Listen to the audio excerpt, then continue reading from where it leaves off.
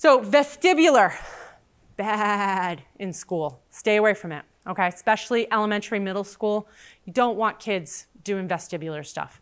The vestibular stuff is just gonna rev them up in school.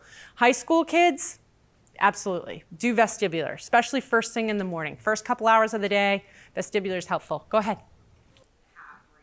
Absolutely. Yep.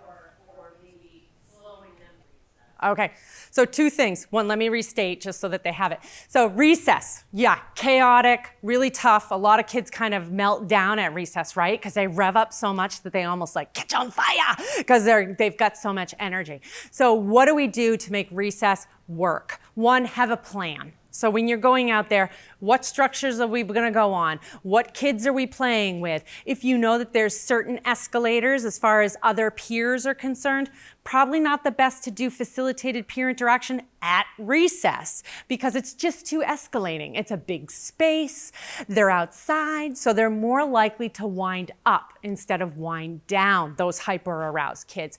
So we really want to make sure that we have a plan. Okay, we're going outside, we're playing on this structure. Here's a timer. We're coming in 5 minutes before all the other kids, and we're going to do this super fun activity that 5 minutes before.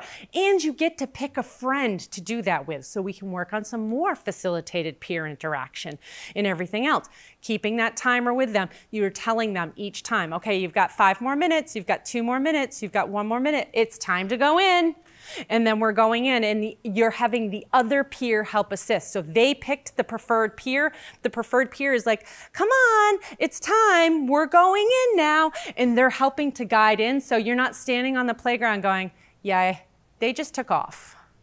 Because that's the worst, right? When you're outside with your student at recess and then they leave or they won't come in, they're at the top of the structure like, you can't get me, you know?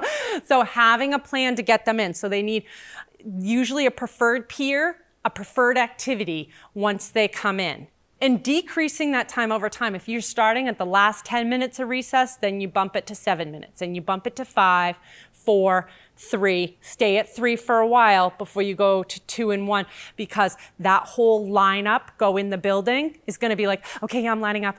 Oh, we're not going in first. Oh, the swings are calling my name. And they're going to run back to play on those things. So likely what you're going to need to do is when they're then at the point with their other peers and their other classmates going in, your class needs to go in first for a few times until they can learn to actually wait for that period of time.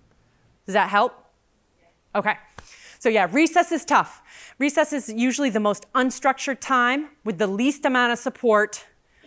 And it is the biggest time as far as being able to integrate, you know, being able to work on a lot of those physical skills and everything else.